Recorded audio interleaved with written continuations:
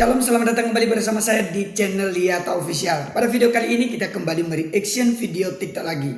Dalam video ini ada beberapa, salah satunya ada oknum yang menuntut umat agama atau umat Kristiani yang beragama Katolik untuk izin ketika mereka melakukan latihan di salah satu rumah warga. Kemudian ada juga nanti kita melihat seorang polisi yang justru memberitakan Injil di penjara. Kemudian ada juga video tentang Pak Pendeta Lubis yang kita tahu dia terkenal lewat TikTok dan beberapa media sosial lain juga yang melakukan penyembuhan. Silakan subscribe dulu bagi yang belum nyalakan lonceng, silakan juga untuk nyalakan lonceng. Nanti berikan tanggapanmu di kolom komentar, tentunya tanggapan-tanggapan yang positif dan jangan tanggapan yang mungkin saling menghujat, jangan.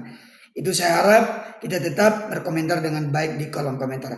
Langsung aja kita ke videonya.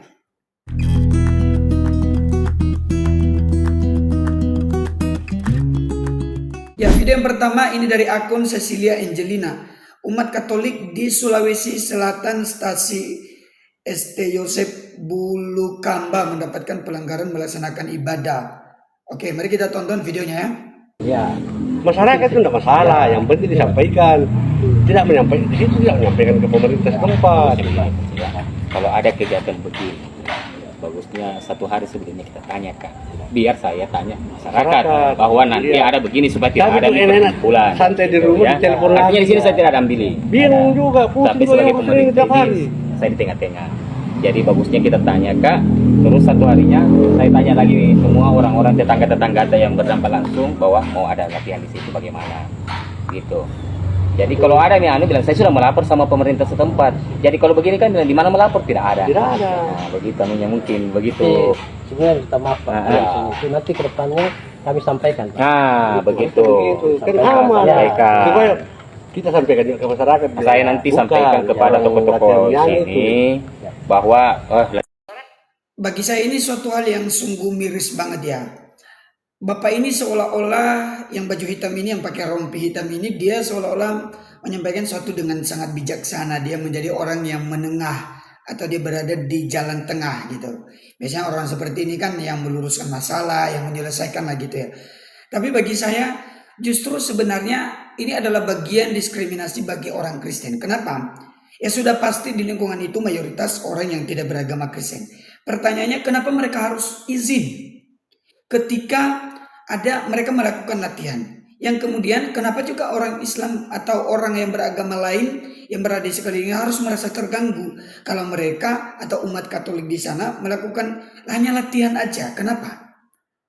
Bukankah justru banyak hal yang justru mengganggu sebenarnya dari mungkin seperti di agama sebelah yang mungkin karena suara tua, memang sih itu sudah biasa atau lumrah karena setiap hari ya. Tapi kan kalau dibandingkan ya nggak seberapa mengganggu gitu loh kalau menurut saya. Kalau kita soal membandingkan. Nah pertanyaan sekarang kenapa hanya justru punya orang Kristen itu yang selalu dijadikan persoalan harus ada izin. Seolah-olah ini mereka sedang melakukan ibadah di rumah. Padahal ini hanya latihan untuk persiapan paduan suara. Kenapa harus ada izin? Nah kalian boleh berkomentar tentang hal ini. Apakah menurut kalian harus izin? Atau ada yang, apalagi kalau ada yang bilang seperti ini ya. Kita harus izin karena itu kan kita menjadi tamu di tempatnya orang, menghargai. Iya betul. Justru kalau kamu minta menghargai, kenapa juga kamu tidak menghargai mereka yang justru hanya latihan? Kan gak mengganggu iman gitu loh. Itu seolah-olah di beberapa agama di sama kita ini di Indonesia ini menerapkan kepada agama lain, tapi ukuran yang mereka terapkan kepada agama lain itu mereka tidak terapkan untuk agama mereka sendiri. Itu sangat miris bagi saya. Tapi ya semoga mereka yang umat Katolik ini mereka terus diberikan kekuatan oleh Tuhan, ketabahan, dan mereka iman mereka terus kuat lah. Dan mereka dalam melaksanakan Natal ini semoga lancar, aman, dan tidak ada gangguan apapun. Mereka dalam penyertaan Tuhan. Oke, kita next pada video berikutnya. Kita menonton dari akun Gerakan Peace. Oke, ini ada captionnya, Ustadz ini bilang nonton bola nggak bermanfaat karena nggak bikin orang beriman. Tapi kayaknya para pecinta bola kelihatan happy-happy aja ya. Oke, kita tonton. Umat Islam sebaiknya menghentikan kebiasaan menonton sepak bola, kata Ustadz terkemuka Riza Hasan Basalamah. Seperti terlihat dalam video ceramahnya yang viral, Riza menganggap menonton sepak bola itu adalah perbuatan sia-sia.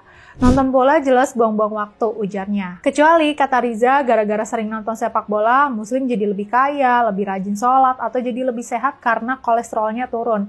Itu kan gak mungkin ya. Karena itu, menurut Riza, umat Islam sebaiknya berhenti menonton sepak bola. Riza juga mengutip hadis Nabi Muhammad yang bilang kebaikan Islam seseorang itu ditunjukkan kalau dia bisa meninggalkan sesuatu yang tidak berguna buat dirinya. Terus terang, saran Ustadz Riza itu terkesan sangat berlebihan ya. Dia ini bergelar doktor dari Universitas Islam Madinah, Saudi. Dengan disertasi berjudul Peran Lembaga dan Organisasi Islam dalam Membendung Kristenisasi di Indonesia, dia bahkan meraih predikat cum laude di sana. Dia pun adalah dosen, penulis, dan bahkan menjabat sebagai anggota Dewan Fatwa Perhimpunan Al-Irsyad.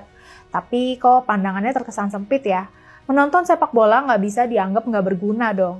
Ya kalau dia menonton sepenuh hari, atau setiap tengah malam, atau pakai judi, atau pakai berantem gara-gara terlalu fanatik, ya wajar lah kalau sebaiknya ditinggalkan.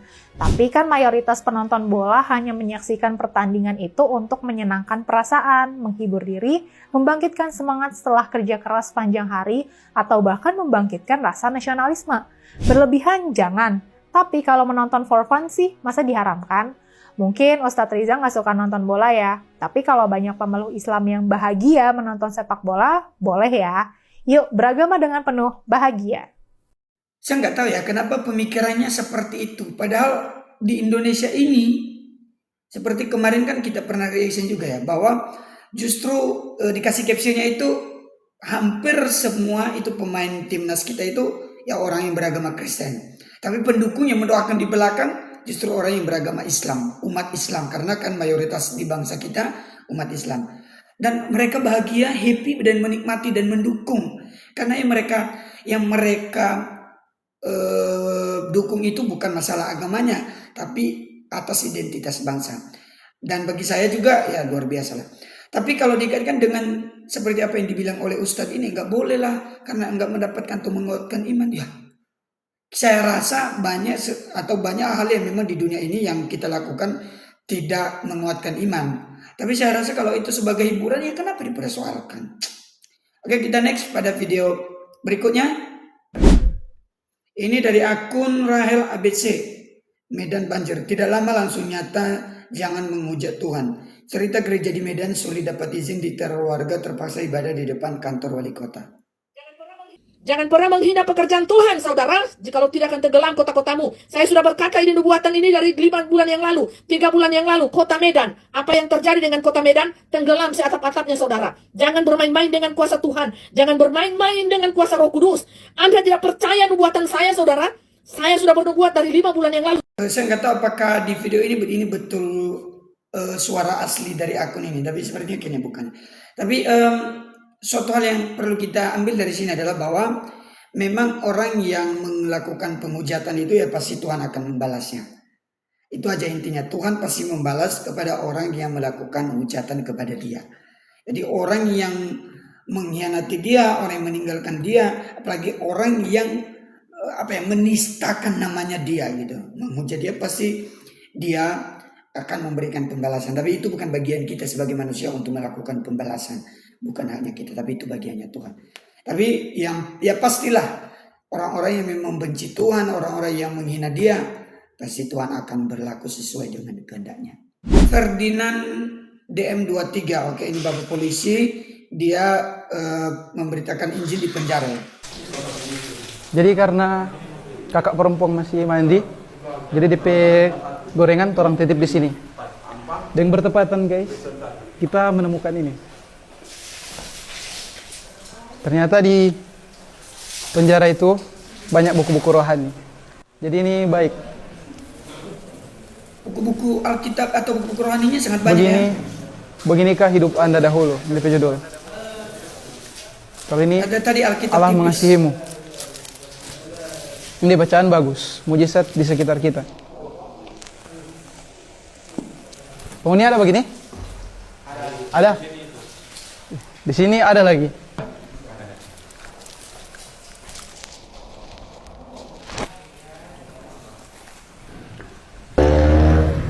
Kan biasa martabak toh. Oh, ini Gorengan. dia beli gorengan pada Maju. tadi itu kayak highlightnya ya. Dia di Mesti harga 100 boleh? Baking lagi apa? Mesti tambah di situ Juno. Mau tambah sini Iya. ya? Ternyata kurang guys, jadi orang tambah ulang. Mumpung masih tanggal muda. Toh?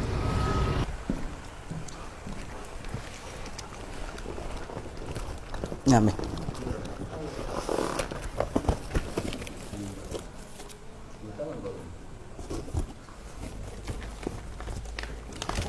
Dapat yang masih muda kan?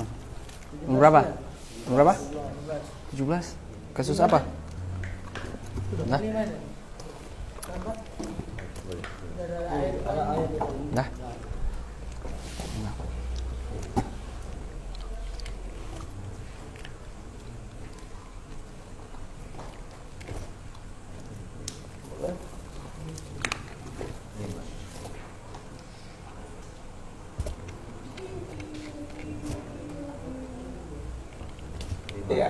Dah.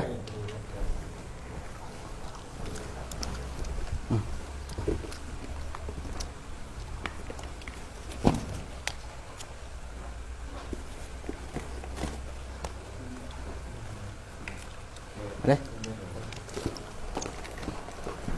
Selamat malam.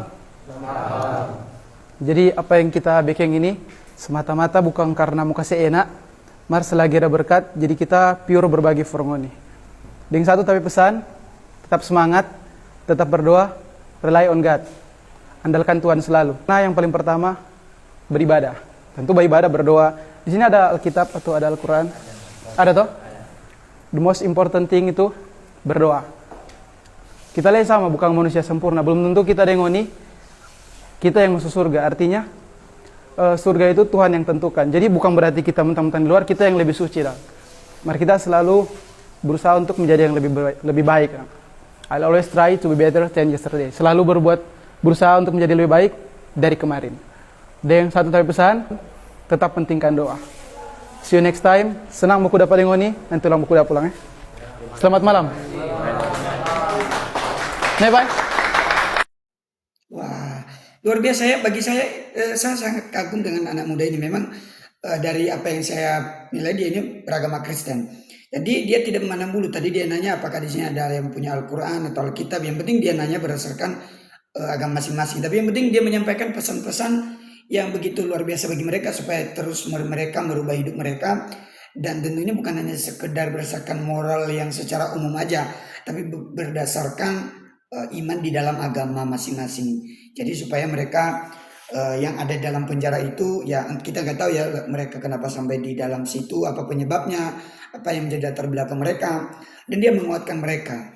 Bagi saya ini suatu hal yang cukup menarik dilakukan oleh anggota polisi. Kita next lagi pada video berikutnya. Ini dari akun Rizuli Lubis. Oh, ini dari pendeta Rizuli Lubis itu. Ini ada captionnya, orang Islam ini kebingungan dengan kuasa Yesus yang awalnya harus menggunakan kursi roda, bisa berjalan jauh tanpa kursi roda. Oh, dia kasih nomor handphonenya di bawah ini ya.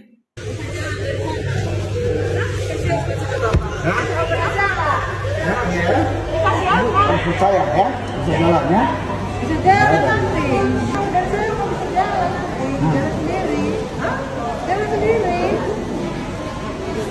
Apa diri ini lagi? Ibu harus percaya ya. Ibu pesona bisa sih. Yakin? Yakin? Ibu bisa. Hah? Pendengaran. Tuli. Gerak. Mendengar. Nah, sekarang ibu kuat. Ibu bisa jalan dengan sih. Nah, ibu bisa jalan. Lapar. Oh, dia nggak ngerti maksudnya. Dia beri. Oke, lapar.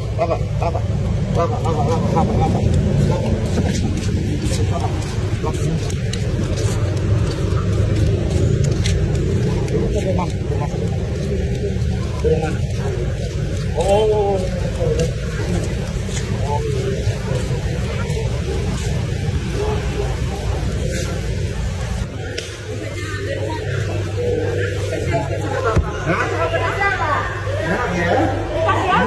saya ya, bisa jalan ya.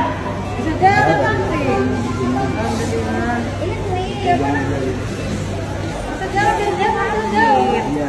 Ini kayaknya dari Medan. Enggak dari Lampung. Iya, bahasanya bahasa itu. Makanya. Ini bahasa itu, ini bisa jalan. Orang dari jauh kemarin jalan. Nah, Dari saya mau bisa jalan. Jalan sendiri. Hah? Jalan sendiri. Apa ini lagi? hah? Coba, lu bisa. Halo. Nah, kenapa tuh? Iya. Bentar lagi kenapa? Dia tanyain. Tadi bu nggak pernah lihat saya. Udah nanti kapan-kapan ya bu. Minta nomor teleponnya dong, Pak. Wah, padat banget. Kita. Oh, iya. Bapak di sini tuh. Iya, kasih nomor admin. Ya. Ya, sama saya itu gitu. Nomor berapa? Nomor berapa? Aduh. Kalau sudah berbicara kuasa Tuhan Yesus, ya tidak ada orang yang bisa menghalanginya.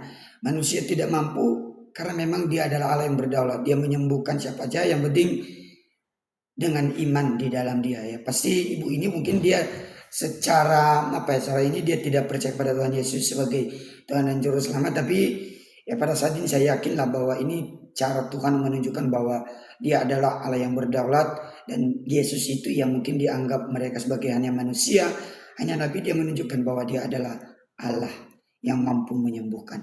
Bagi dia tidak ada yang mustahil. Dari akun yang sama, Pendeta Rizuli Lubis ditangkap Satpol PP. Saya sampah masyarakat. Saya pernah juga dulu ditangkap Satpol PP masuk ke Doya. Pernah. Ya, waktu di Pasar Senen saya pernah. Iya. Kalau ditangkap polisi sering, tapi ditangkap Satpol PP seingat saya sekali itu. Karena baru datang dari Medan. Ya. Waktu itu ya belum ada identitas apa-apa gitu ya. Saya ditangkap. Mungkin ada 3 minggu saya di Kedoya, saudara. Jadi saya ngerti benar kalau orang cerita, ya bagaimana ditahan Satpol PP. Ya, saudaraku yang saya kasih, lebih sengsara ditahan Satpol PP daripada polisi. Karena kadang saudara, ya apalagi kalau kita di lapas, itu lebih enak diperhatikan. Iya. Kalau sudah di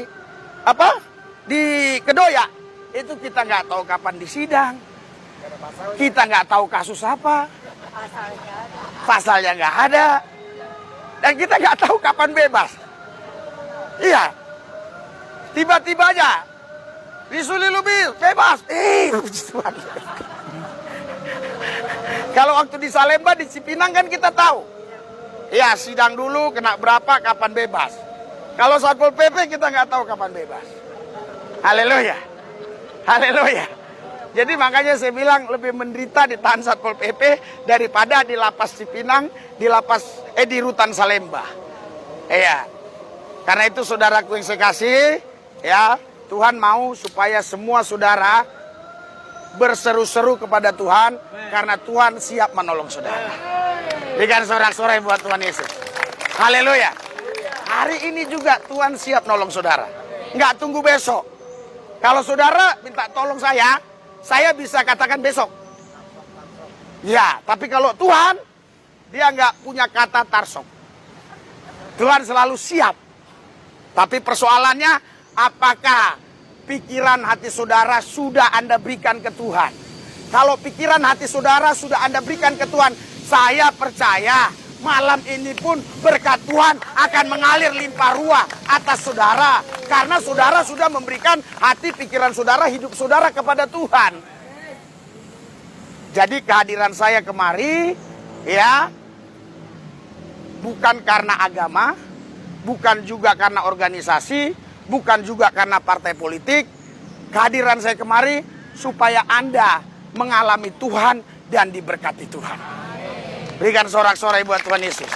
Mari kita bangkit berdiri. Haleluya. Pas. Balas.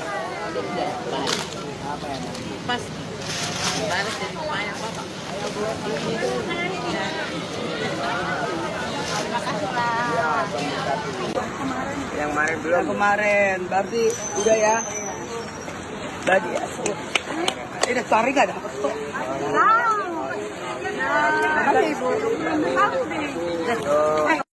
Ya, pada video ini dia menguatkan pendengarnya ini ya. Saya nggak tahu apakah mereka ini semua orang percaya kepada Tuhan Yesus, tapi yang penting dia menguatkan mereka dengan memberitahukan bahwa dia sudah mengalami ditangkap, dia sudah pernah ditangkap sama polisi, udah sering Satpol PP juga 1 kali katanya. Dan dia ini kan kayak penginjil jalanan, dia ke jalanan, dia membagi-bagikan sembako, dia menyampaikan berita Injil juga gitu. Ya luar biasa, kiranya Tuhan memberkati Pak Pendeta Lubis dalam pelayanan yang dia kerjakan. Baik, terima kasih untuk kalian yang telah menonton video ini sampai selesai. Silakan ambil hal yang positif. Tentu kerinduan saya secara pribadi bagi kita antar umat beragama yang berbeda-beda di tengah negara Indonesia ini, supaya kita tetap bersatu menjaga toleransi dan kita terus menghargai satu dengan yang lain. Jangan sampai kita menghujat satu dengan yang lain, jangan menista satu dengan yang lain, jangan mengejek-ejek agama orang lain, entah kamu percaya atau enggak kepercayaan orang lain, itu urusan pribadi mereka. Mari kita tetap meningkatkan hati yang penuh dengan toleransi supaya kedamaian di tengah-tengah bangsa ini terus meningkat. Mari kita mendoakan untuk gereja-gereja yang sulit mendapatkan izin supaya mereka diberikan kelancaran, dan juga para pemimpin atau pemimpin di negara kita ini, Tuhan menggerakkan hati mereka untuk bergerak dengan secepatnya menindaklanjuti kasus-kasus yang sudah terjadi di berbagai daerah, supaya yang menghambat atau oknum-oknum yang menghambat pendirian izin gereja, atau mereka juga yang suka mengganggu ketentraman orang Kristen untuk beribadah, harus ada izin segala, entah hanya latihan, entah hanya ibadah rumah tangga. Ya, akhirnya Tuhan menolong dan menggerakkan hati para pemimpin di negara kita ini supaya ditindaklanjuti, supaya orang Kristen betul-betul mendapatkan hak bebas untuk beragama di negara kita ini. Itu doa kita bersama-sama. Ya baik, terima kasih untuk kalian semua. Jika kalian merekomendasikan video TikTok untuk kita reaction, silakan tag aja di akun saya Yanta Official, dan kita akan reaction pada video-video berikutnya. Silakan berikan tanggapan dan komentar kalian di kolom komentar. Tuhan Yesus memberkati kita semua. Shalom.